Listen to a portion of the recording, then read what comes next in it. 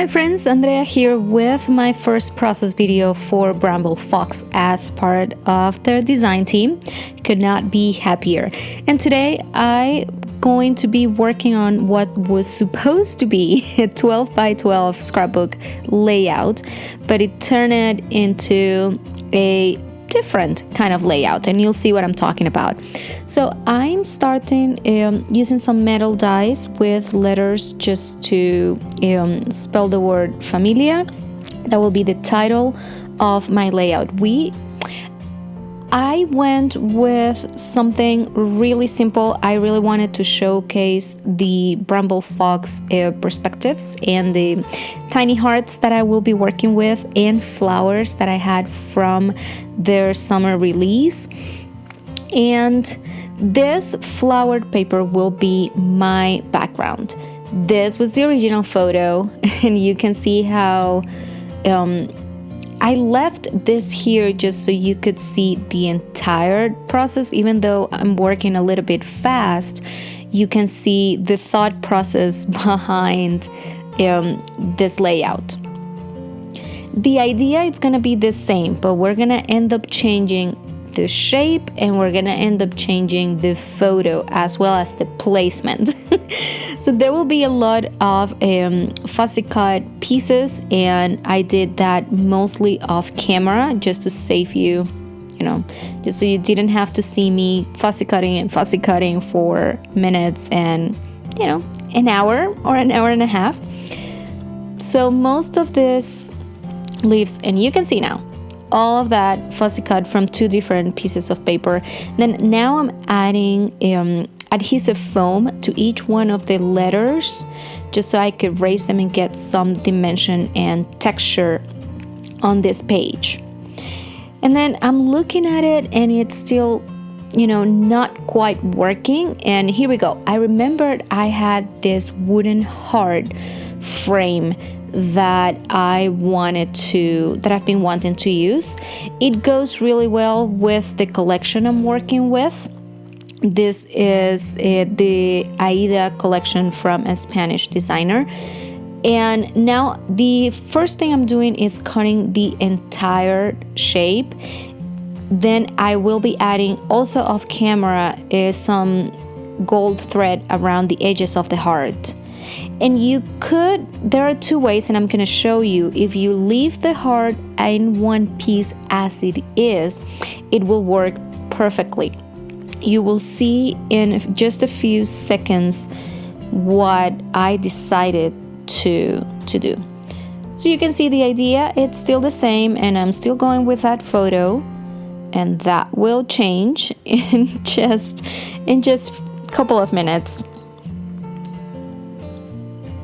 But I felt that because I wanted to keep it super simple, a smaller piece for my background was working better. So you can see, and the reason why I'm doing this is because the actual frame, the heart, it's not even. So it has this these creases as if it was a crate. That's kind of a palette. That's kind of the idea behind, and it is actually as they sell it. So it is not just an even piece of wood, and I wanted to highlight that on the paper. So I did the machine stitch around the edges before I cut this, and then I just marked the pieces with a pencil and a ruler and cut a tiny, just maybe 2 millimeter lines, a gap, so I could get this effect. But either way, you can do this. This definitely takes a little bit more work, and you have to be more precise. But you can also just leave the shape as one piece.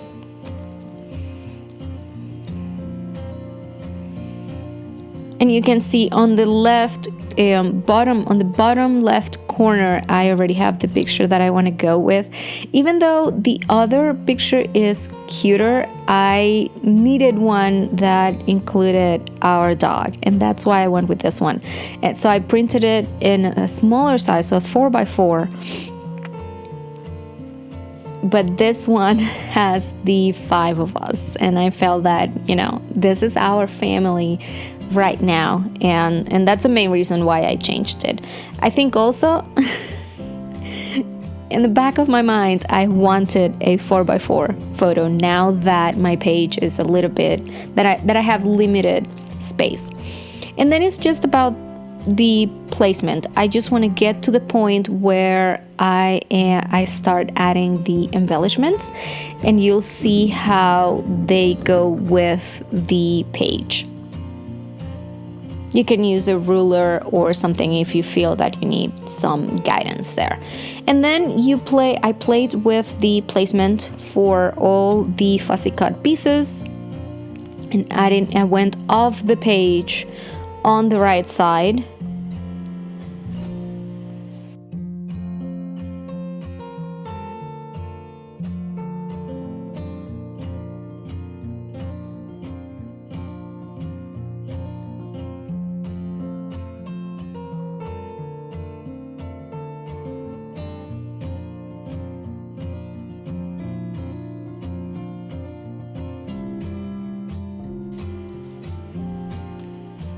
That took a little bit of time because once I felt I got them exactly where I wanted, it was time to glue them down.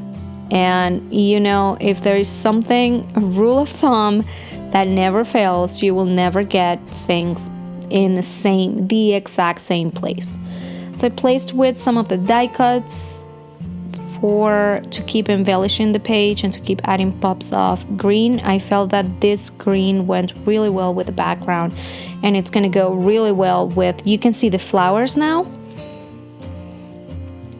So those summer flowers. And believe it or not, you can see that we're all wearing sweatshirts and that jean jacket. It was summer. It was the middle of June, but there was still snow up in the mountains.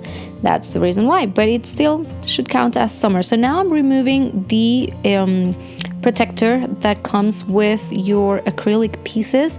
It is very important. It comes with this protective material, this protected adhesive on both sides. So before you adhere them to your project, make sure that you remove at least one side. So what I've been doing since I've started working with these acrylic pieces is I start with removing one side, one of the pieces, then I stick them to the project. And since I always feel that I will keep embellishing and moving the page, I keep the protector or this adhesive on the second layer, on the top layer.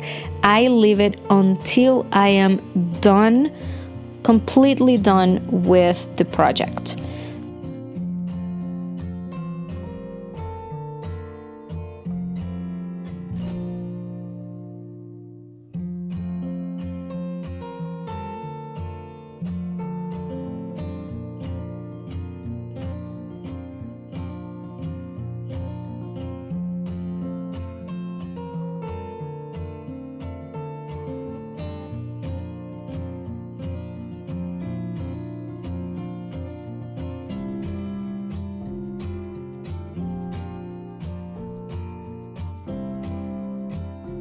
It took some time to make sure that I got things and the embellishments in the placement or the right place. And there you go. One more here. We even went, as I said, with the paper flower. And what I'm using on this side are these tiny perspectives, these heart-shaped acrylic pieces. So I'm adding 3 of them, and they're just going, the yellow one is the biggest one of the 3, and then comes the purple, and then a smaller one on top of it. It's just a small detail, but that adds personality, adds color, and makes everything work well. I think I needed the heart since the frame itself, it's a heart. And here you can see And now you can see me removing the adhesive that comes on the top layer of the acrylic pieces. So this protects your pieces from scratches or any damage.